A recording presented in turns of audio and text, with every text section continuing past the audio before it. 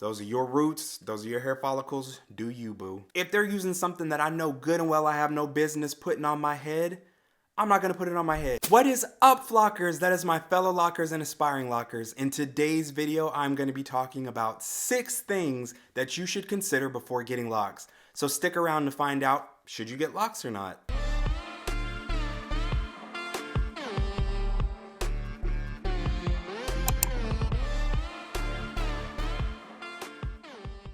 Number 1 on the list is the maintenance. Are you going to take care of the maintenance yourself, or are you going to have a loctician take care of the maintenance? Locks are wonderful. They are great from day to day. It is not much work, but baby, when it comes to maintenance time, it can be a lot of work depending on the size of your locks, how many locks you have, and the type of maintenance that you choose for your locks. Are you going to be like me and be DIY and do your own retightenings or retwists?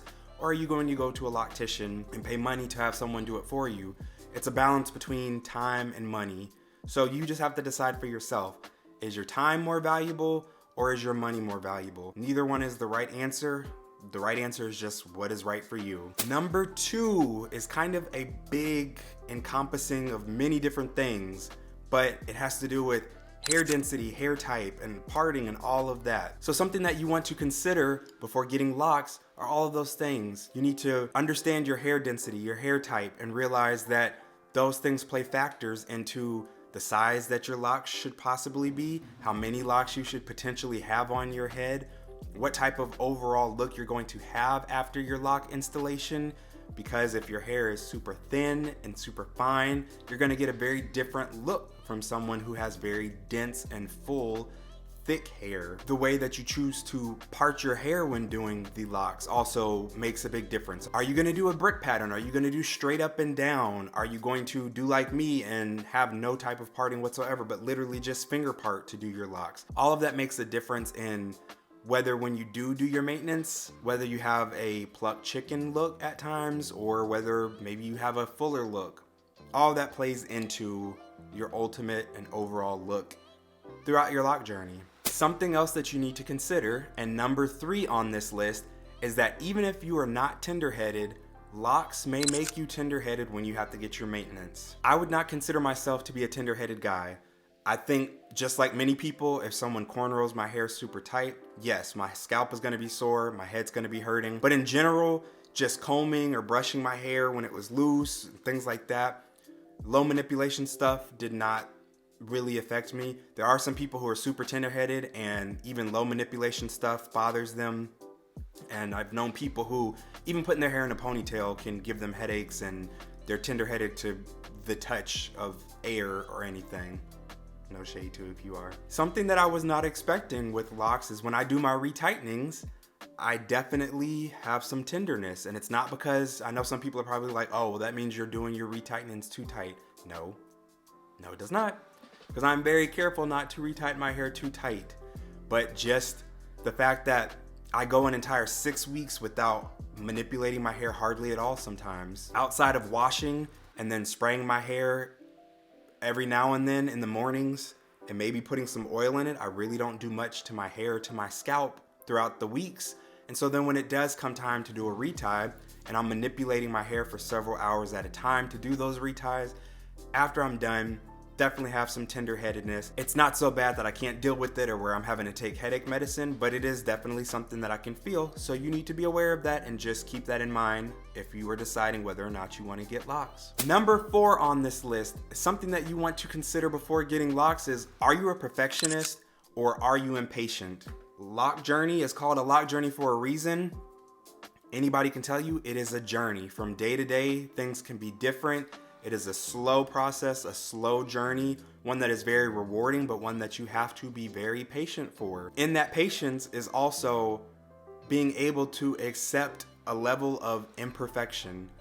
Because like I said, if you are a perfectionist and you need your locks to look perfect and uniform and amazing, maybe once you hit year 3, 4, 5, or 10, maybe your locks will be that way once they are super mature and they are trained and they just know what to do.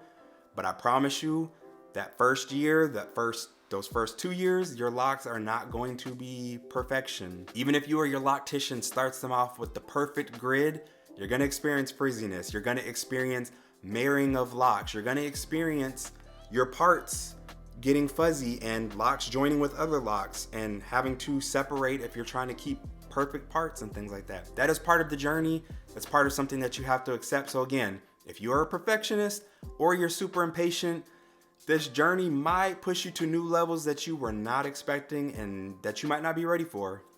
Number 5 on this list. This may be something that people are like, well, duh, but there are other people who might not have ever considered this until after they got locks and then their feelings are hurt. So, number 5 on this list is more than likely you will not be able to get those sleek, pulled back ponytails that you once were able to get when you were a loose natural or when you were relaxed or whatever the case may be. Again, some people may think this is obvious, but some people just don't know until you know. But your locks, they just, even though they may be sitting like this, even when your hair is super thin, you're just not gonna have a sleek ponytail look like you did before, okay?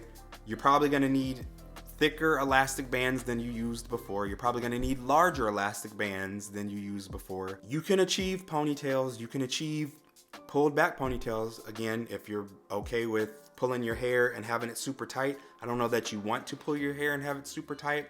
Different strokes for different folks. Those are your roots, those are your hair follicles, do you, boo. But you're not gonna have that slick ponytail look. And something to consider before getting locks. If you're really into that sleek, slick back look, you might have to part ways with that. Probably not might, you're gonna have to part ways with that. All right, and number 6 on this list is what works for me may not work for you, and what works for you may not work for me. So with all that said, you gotta do you, boo. I say this all the time, but you have to do what works for you. There are plenty of people on YouTube that can give you advice, that can show you what they do, their regimen, tell you what works for them. I give advice, I give my regimen, I give things of that nature, but what works for me and my hair may not work for you at all. So you have to try different things. You have to explore and just know. If I'm sitting here talking about I use grapeseed oil in my hair and you know that you break out into hives if you even sniff grapeseed oil, then don't put grapeseed oil on your hair. You just have to know there are certain things that my scalp just cannot take. And so if I put a certain oil or a certain fragrance on my skin or my scalp, I know it's gonna jack me up. So just because this person with locks that has amazing looking locks and I'm like, oh man, I want my locks to look like theirs. If they're using something that I know good and well I have no business putting on my head, I'm not gonna put it on my head. And you need to take that same advice. Take every amount of advice with a grain of salt, knowing that it may or may not work for you. And if you do choose to follow someone's advice and it doesn't work for you, don't come for them. Don't come for them. Just know that they're out there giving you advice that has worked for them potentially. And I wanna share that knowledge with you. But just know that there is a chance it may not work for you. You have to do what works for you. Washing my locks every 4 to 5 days works for me. That may be way too much for you, or it may not be often enough for you.